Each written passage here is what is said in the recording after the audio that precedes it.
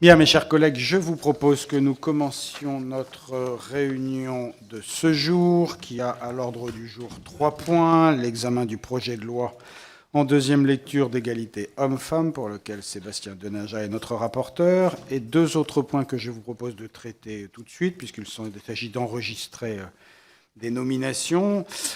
C'est la 4e fois, me semble-t-il, que la Commission a procédé à des vote sur les propositions venant du président de la République dans le cadre de l'article 13 de la Constitution.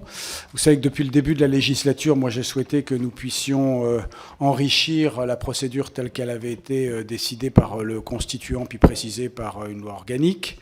C'est la raison pour laquelle nous avons utilisé l'article 29-1 du règlement de l'Assemblée nationale qui nous permet de proposer un rapporteur qui peut ainsi instruire la proposition du président de la République. Je crois d'ailleurs que la commission des lois est la seule à procéder de cette manière, mais ça me paraît logique puisque l'exercice n'a pas vocation à être rituelique ou formel.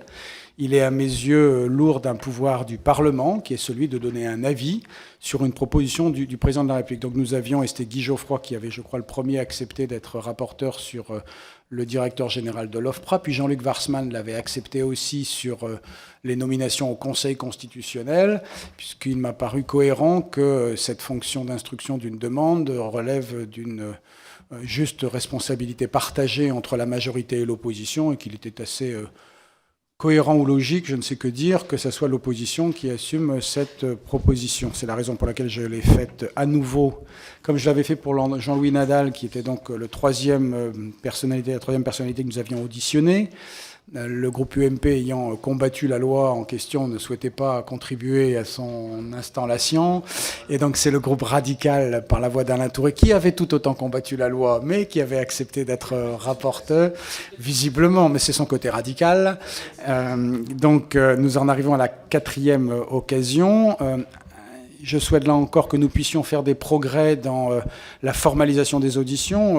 Alain Touré avait pris l'initiative d'adresser un questionnaire à Alain Pétran, qui avait répondu par écrit, ce qui valait valeur d'engagement pour les positions qu'il aurait été à même à défendre comme président de la haute autorité chargée de la transparence de la vie politique.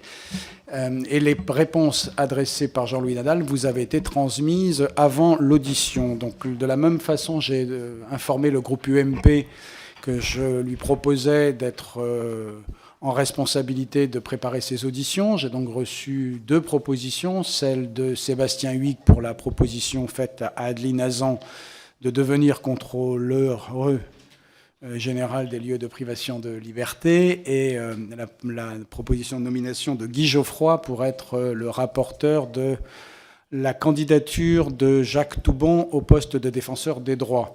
Je suggérerais d'ailleurs au rapporteur, mais je le fais devant vous, que le questionnaire puisse à nouveau être adressé aux 2 candidatures et que nous franchissions un pas supplémentaire dans la transparence et que ce questionnaire soit rendu public avant l'audition, de façon à ce qu'il soit diffusé sur la page de l'Assemblée nationale dédié à la commission des lois, de façon à ce que les citoyens puissent prendre position des réponses des 2 candidats.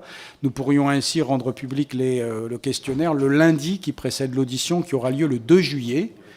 Les réponses aussi, naturellement, pas que les questions qui composeront le document, mais aussi les réponses qui en feront le sel.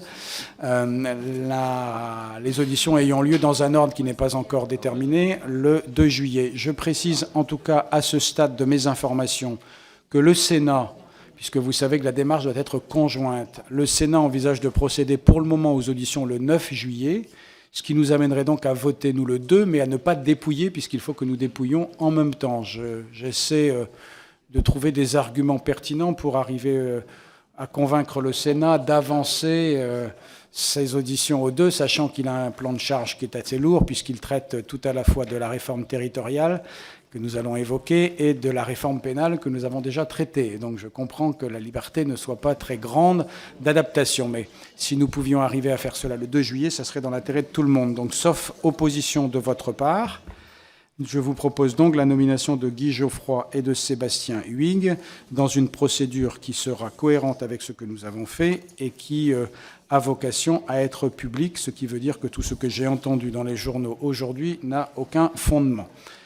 Le troisième point de notre ordre du jour est donc l'examen du projet de loi à la candidature,